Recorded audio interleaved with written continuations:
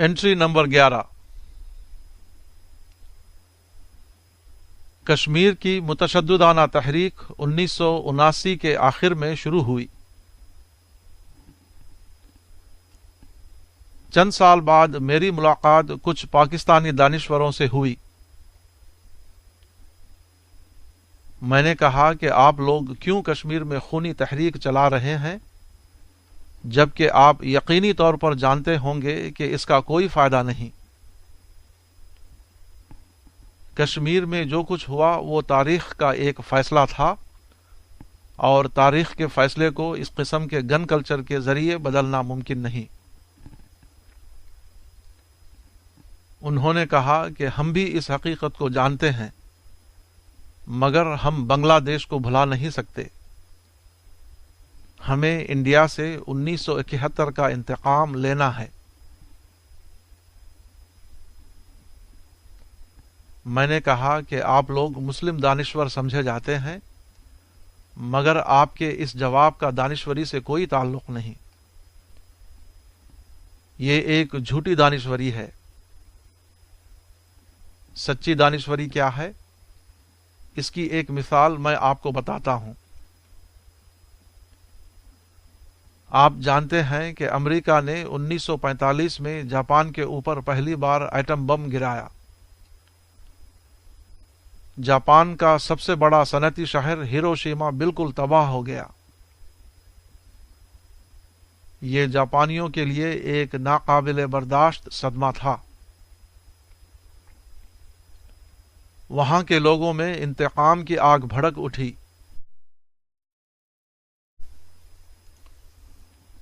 وہ ہیراکری یعنی خودکش بمباری کی حد تک جا کر امریکہ سے انتقام لینے کے لیے تیار ہو گئے۔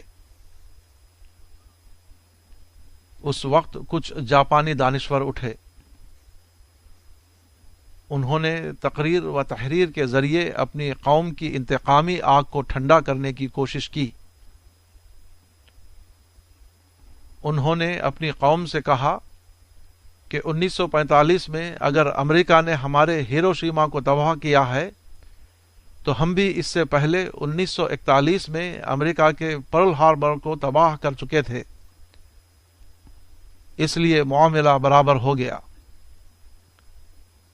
آؤ اب ماضی کو بھلا کر ملک کا نیا مستقبل تعمیر کرنے کی کوشش کریں۔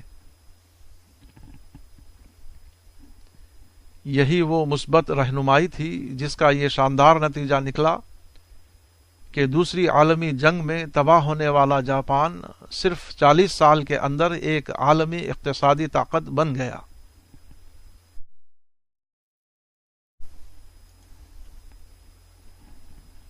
یہ واقعہ بتا کر میں نے پاکستانی دانشوروں سے کہا کہ اگر آپ لوگوں کے اندر حقیقی دانشوری ہوتی تو جاپانی دانشوروں کی طرح آپ بھی اپنی قوم سے یہ کہتے کہ انڈیا نے اگر 1971 میں ہمارے ملک کو توڑا تو ہم بھی اس سے پہلے 1947 میں ان کے ملک کو توڑ چکے تھے۔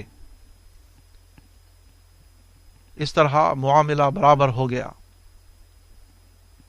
آؤ اب ماضی کی باتوں کو بھلا دیں اور مثبت ذہن کے تحت ملک کے مستقبل کی تعمیر کریں۔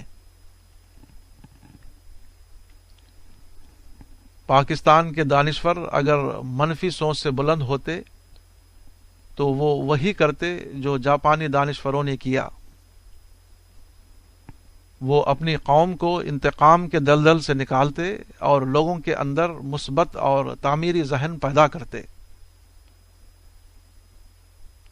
اگر ایسا ہوتا تو آج پاکستان بلا شبہ ایشیا کا ایک انتہائی ترقی یافتہ ملک ہوتا، نہ کہ ایک تباہ شدہ ملک جیسا کہ آج وہ دکھائی دیتا ہے۔